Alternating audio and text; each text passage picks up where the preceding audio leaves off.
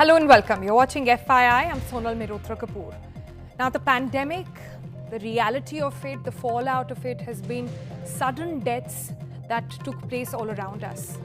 Young and old dying in a matter of days sometimes, leaving behind not just massive grief, but also a lot of paperwork. Paperwork where the families are now have to grapple with. The economic and financial uncertainties also followed. And then the increase in that led to people thinking, is it time that we perhaps put a will in place quite early in life? The pandemic has put lives and well-beings of countless people in jeopardy. Many people are rethinking their plans for succession, a result of which of these difficulties and uncertainties, many people are saying, why not just get a will in place? And now more and more lawyers saying that it is wise, in fact, to do that. But don't get very hassled by it, don't get overwhelmed by the whole concept of having a will. On the program today, we'll take you through an explainer which tells you what exactly is the ABC of forming a will. Let's get started. First up, what is really the best way to get started and what are the basics that you need to know about a will?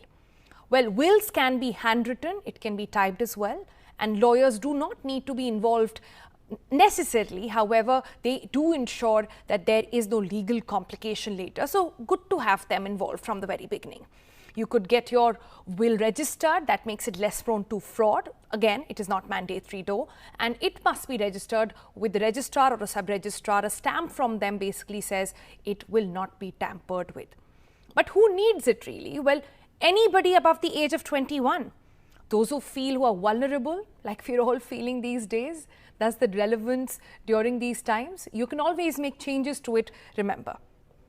But why should you have a will? There are still some people saying, what is the point? Some people think it's only for the wealthy, it's only for the richy rich. Well, those are not the only people who at this point sort of need to put a comprehensive plan of action on what happens after them. There are many good reasons on why you should have a will. Let's state some for you. You can be very clear idea about who gets your assets. You can decide who gets what and how much. You can keep your assets out of hands of people you don't necessarily like, your estranged relatives, for example. In fact, a will is not just for financial matters. You can identify who will take care of your children. Without a will, remember, the courts get to decide that.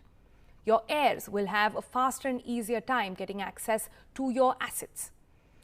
But there are various forms of wills. Let's educate you on that. There are basically three. There is a joint will that generally suggested for younger couples when they own assets jointly. There is a single person's will. We'll get into the details on how to make that in just a bit. And then there's something called a cross will, suggested for spouses, making them the first beneficiaries in each other's will. So, once you understand those basics about the will, let's get started on what you need to put together. The first thing that you need to put together is basically a declaration that you're preparing this in your senses and you consent the following points. You need to then start listing out all your assets, your liabilities, along with several other details. In fact, as many details as possible, like your registration details, bank receipts, bank account details, etc. Include your movable assets as well. Do not miss out on personal property, things that you bought during your lifetime.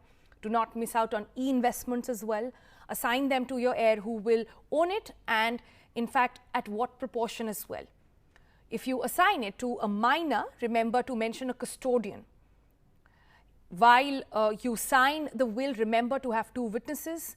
They must not be beneficiaries. You can choose your friends, your neighbors, people who have your utmost trust. And you can always revise your will. Remember, add and subtract heirs and assets and liabilities later. For minor changes to a registered will, you may make it through a supplementary statement, but in that case, remember to attach the previous versions as well before you finally submit it.